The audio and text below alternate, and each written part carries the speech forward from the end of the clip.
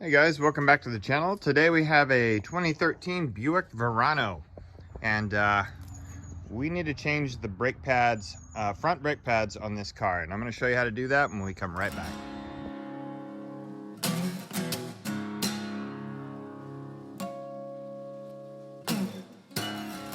So the other day I was looking over my mother-in-law's car and I found that her brake fluid was gone. I'm like, either there's a leak or the brake pads are worn down. So I looked inside her. You can kind of see inside here when you look really well. You can't see it in the video, but I'll show you when I take the wheel off. The brake pads are worn, so that's how I know.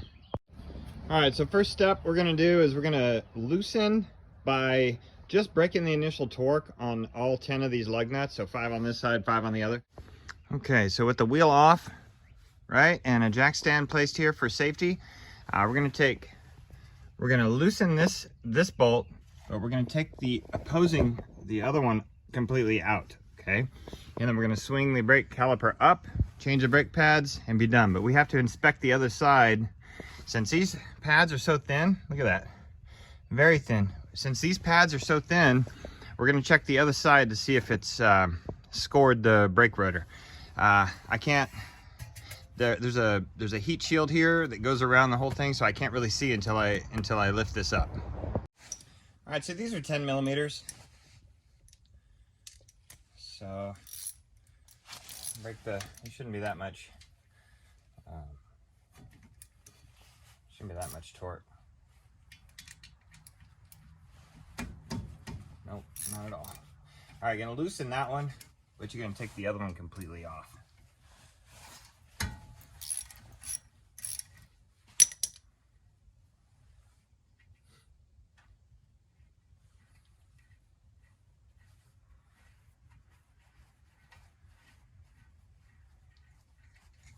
All right, and then when you do that, you just swing it up, and there you go. You got access to your brake pads, and you got access to your piston, so we can push that back in. Let's see how bad these are. Wow, pretty bad.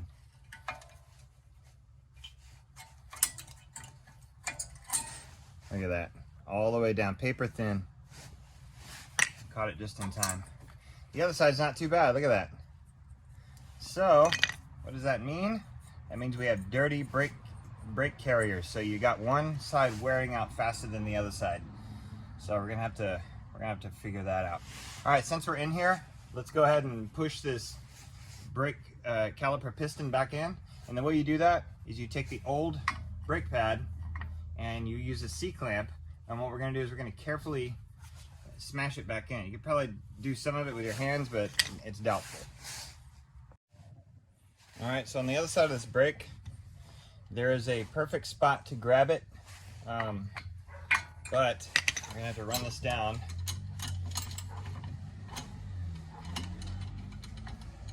All right, we're gonna have to run it down further.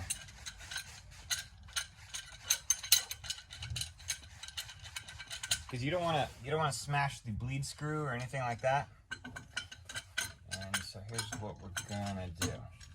And you're gonna get in there kind of symmetrically flat. Take some dexterity here. Once you get it on here, you see how I'm pushing on the old pad? That's what you want to do. All right, so here we go. I'm pushing, and I'm pushing that piston back down. What it's doing is it's putting the fluid back into the fluid reservoir. Just making sure I'm not binding on anything in there.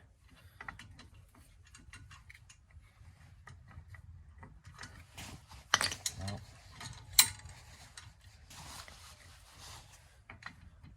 I thought I was binding on something for a second, so there we go.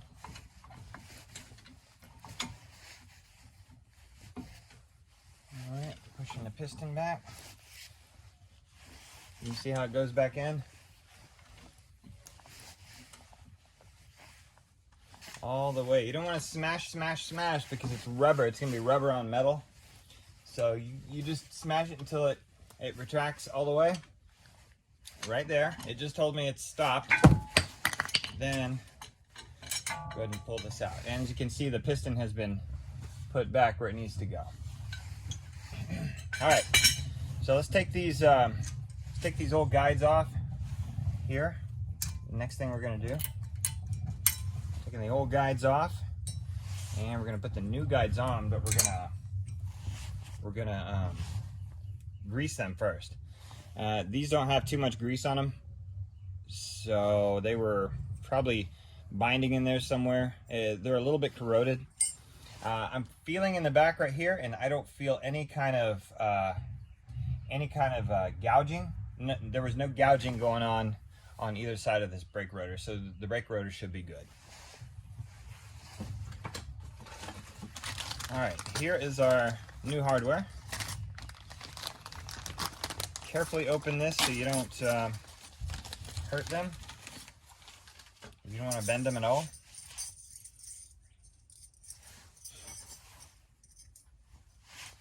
And let's see, this one goes down here.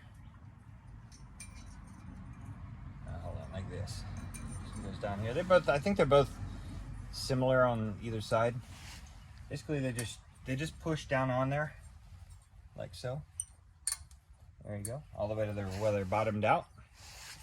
And the other side goes like so. So they're bottomed out. Really easy, isn't it? Okay.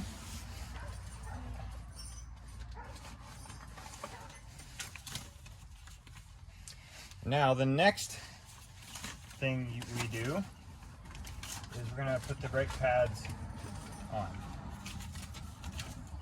All right, so there's two types of brake pads here. There's one brake pad with an indicator here that tells you when your brake pads are low, which did not work for this one because it didn't make it to that yet, but it did on this one. So this is one of the reasons why you need to lubricate this. All right, let's see if these are the correct brake pads before I lube everything up.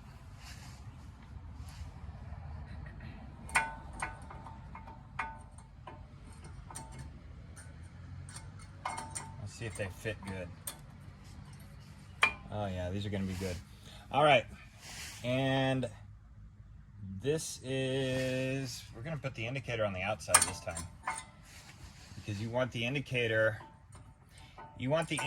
on to where as the car spins in the direction of travel, you want this indicator to be on the back edge of that spinning.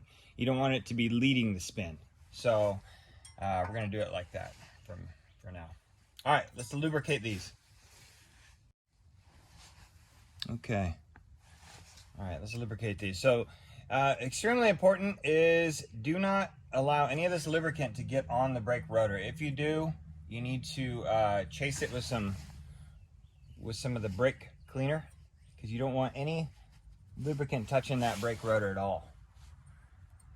I think I've told you guys that in other videos, but you don't need to be like really liberal. You want to be conservative with this stuff, and don't get it everywhere. Just get it on the sides and the bottom of these brake channels here. Okay. Also, before you put everything back together, make sure that these go in and out real easy, which it does. This one goes in and out real easy, because that could be a cause of premature wear as well. Actually, let's pull this one out and see how good it is. Okay, it's still got some lubricant on it. I'm gonna go ahead and clean it off and show you that there's no scoring going on. It's nice. I'll put a little bit of brake lubricant on there again before I put it back in.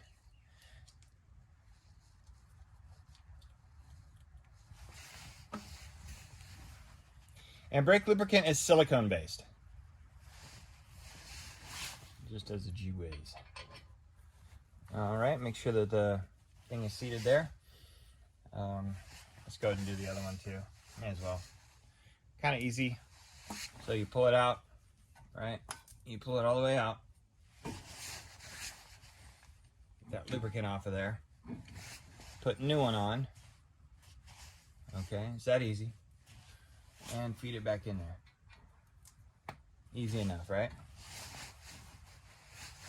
All right, let's put the brake pads on.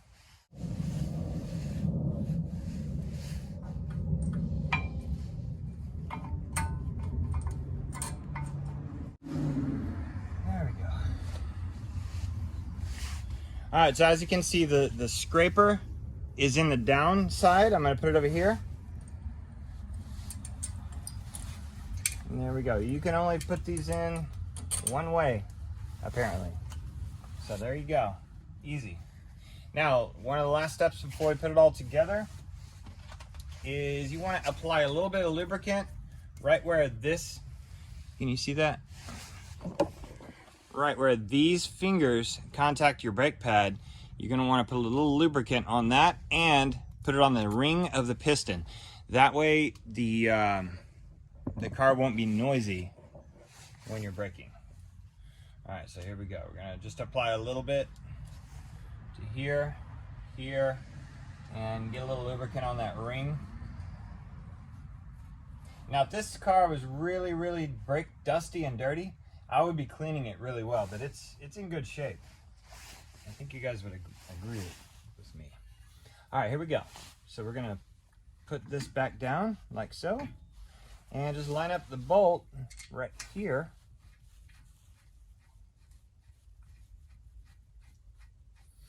And tighten it up. They say it's about 25 foot-pounds, but typically I don't like to tighten these past tight, really. Because as you can see, I took it off with a 1/4 inch. So that 25 foot-pounds is a lot for a 1/4 inch. So when it stops, I'm tightening. Just give it a little bit more and it should be okay. Don't forget to tighten this one again. Give it a little bit more and it should be fine. Because basically this is just a guide for the brake pads. All your heavy lifting and heavy duty things are right here and they're mounted in with big bolts in the back.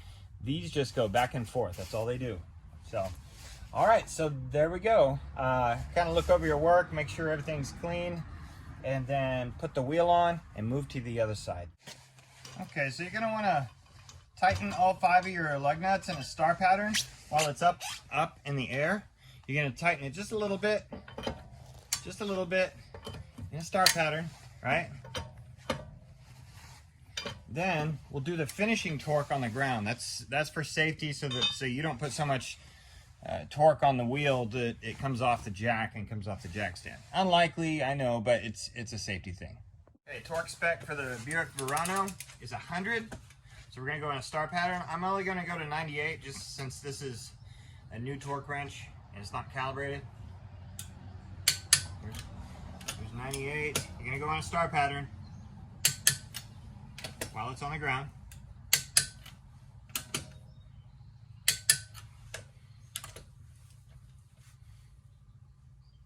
All right, then with the one you started on, you're gonna go in a circle. You shouldn't move. The first one moved just a little bit. That one moved a little bit. And that one did not move. All right, that's how you torque it. 100 foot-pounds. So on the way back around your vehicle to get the other side done, check your brake reservoir fluid. See if it is close to overflowing. If it's close to overflowing, you might need to take some out. But this one is not. So when we push the caliper in for this side, it should fill it up to normal. We'll check it before we close the lid. Okay, so this side doesn't appear to be as bad as the other side. You can sort of tell the thicknesses of the brake pads here. You can really tell here. As you can see, you can still see meat on that brake pad. So I was thinking maybe the other side had little to no lubrication on these little plates down here. This one's looking pretty bad too. But yeah, we're gonna switch it all out. They come in a set of one side left, one side right. Okay, and I'm finishing up the other side right now. And again, it's gonna be the same as the other one. I'm gonna put 100 foot-pounds on the actual lug nuts. Hey, for instance, something different about this side, I never even loosened this bolt. So you only need to loosen one of them. Since the this thing slides back and forth, it really doesn't need to be loosened. Anyway, I'll check back with you at the end when we're checking the brake reservoir. Actually, when I pushed this one in, the brake reservoir never came out. It never came to the very top. So we're going to check the level. Okay, so the fluid is back up to the maximum line, slightly below, but it's okay. You can barely see the darker fluid there. It's probably in need of a brake fluid flush out, but as of now, it's okay. All right, folks, well, that does it on the 2013 Buick Verano front brake pads change. If you like this type of content, please stick around. I'm doing this sort of thing on various cars all the time. So again, thanks for watching my channel. I just fix it myself, and we'll see you next time.